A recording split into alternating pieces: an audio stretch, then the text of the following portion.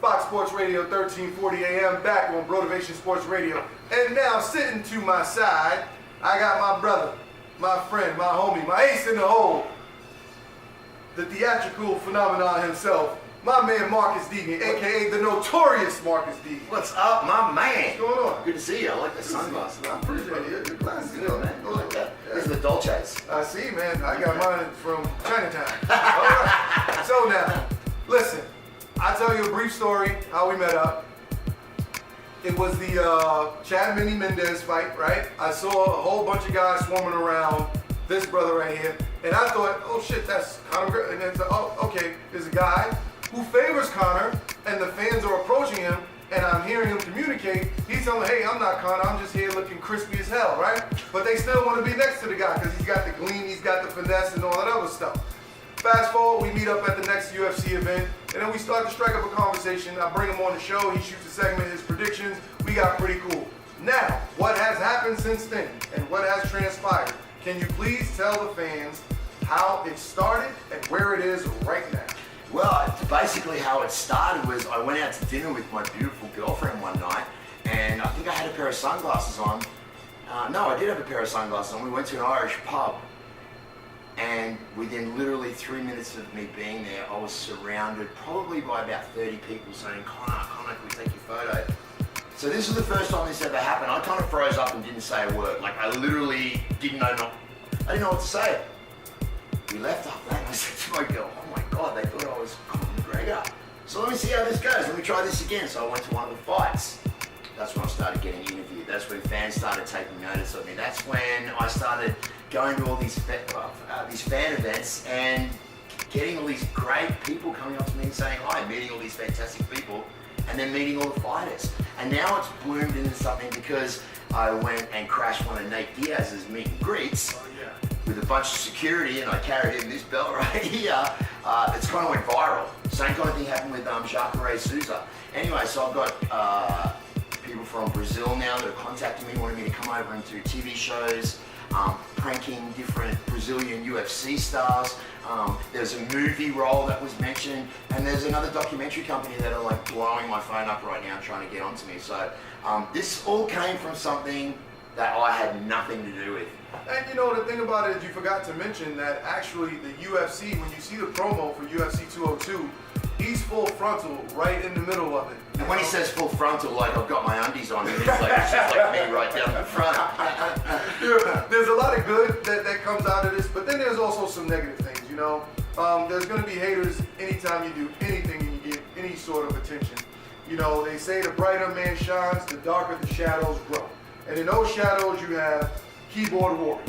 So, what have been some of the things that these keyboard warriors have thrown your way in terms of questions, comments, or things that you would like to address and get off your chest right now? Well, first of all, I'm just shocked that people would even take their time to hate on something like a guy that kind of looks like a UFC star that hangs out and takes photos with fans. Like, what's so horrible about that? Okay, look, guys, for one, I don't think I'm Conor McGregor. Okay, for one, I'm 45 years old. He's 27, he's a young pup. I'm flattered that you cats even think that I look like Conor, being that I'm so old, and I haven't even had Botox. See? The other thing is that you guys think that I've got man boobs. What the hell do you mean about man boobs? If I took my shirt off, I've got a body like Rambo, I'm shredded. I've never taken steroids in my life. Can you say dick on this show? You say dick? Yeah, okay, everybody says this guy's got Conor's dick in his mouth. What the hell you mean you talking about? Have you seen my girlfriend? What the hell do you mean I got Conor's dick in my mouth? And the other thing is that you guys keep saying is that how is a grown man waking up every day trying to be somebody else? Guys, I'm not trying to be anybody else. It's called acting. You know what that means? That's when you portray somebody else that is not you. Okay, I wear many different hats. You know, I write scripts. I work for a major show on the Las Vegas Strip. I've got a beautiful girlfriend. I've got lots of animals. I live a normal life. My whole life isn't Conor McGregor. But you know what? Here's the thing. What I think is that, you know, you've met Conor before. Many times. You take photos with him. Yep. His people have never had anything negative to say towards you. Never. The UFC officials, they show you love. They put you in the promo. Yep. So if the UFC puts him in the promo, he's official as a $2 bill, you know?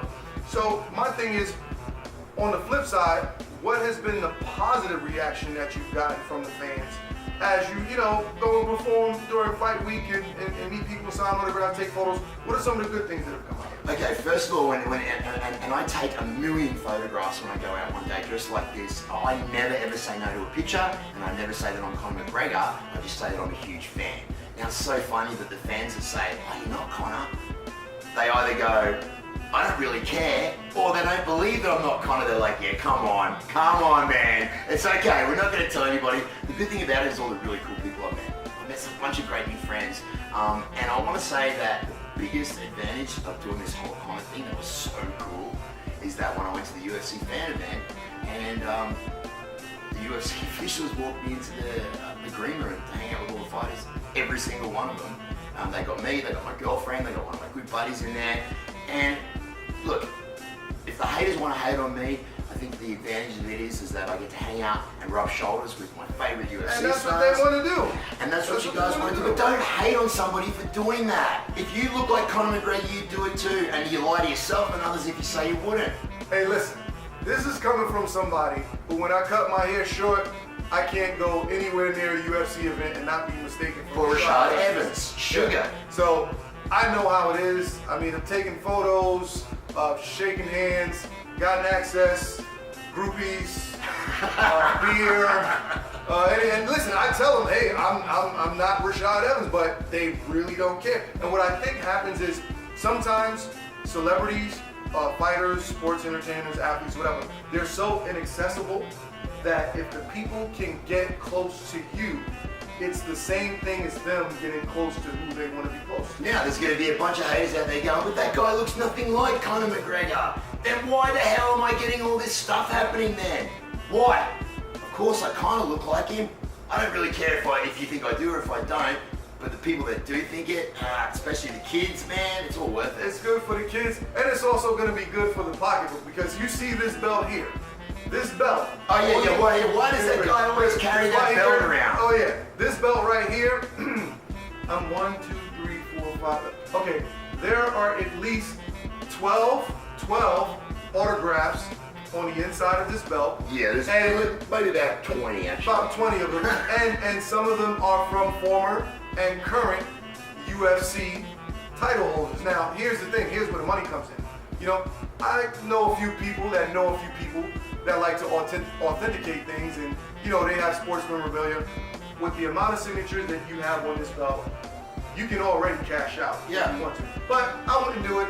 I'd wait a while, get more signatures, get another belt, do the same thing again, wash, rinse, repeat. But there you go, that's what I mean. Like, I wouldn't even sell it. It looks better in my memorabilia room. It doesn't matter if someone offered me $5,000 for it. It wouldn't mean anything. It wouldn't mean $5,000 will be gone in 2 seconds. This will be in my memorabilia. Look, I'll show you guys. I don't know if you can see there, but if it comes out, it comes out. That's the money shot right there. Now, I've known Marcus for a little bit, but I also know that he has another piece of memorabilia that might be like the golden chalice, if you will, of all memorabilia. Yeah, chalice, that's a good word. It is the golden chalice. We're not going to talk about it on this show, but yeah. He has a cup that was once in the possession of the King of Pop, Michael Jackson. I have a couple of things from the King of Pop. He has a couple of things from the King of Pop. He's a collector, he's an entrepreneur, he's a performance artist. My man Marcus Deegan on Brotivation Sports. And when we come back, we're going to talk about a few things going into UFC 202. And maybe I'll have my pick ready for who I'm going to select for the main event. Maybe I'll wait to the weigh-ins. We'll see. Talk to you soon. Champ Creek, Fox Sports Radio, Brotivation Sports.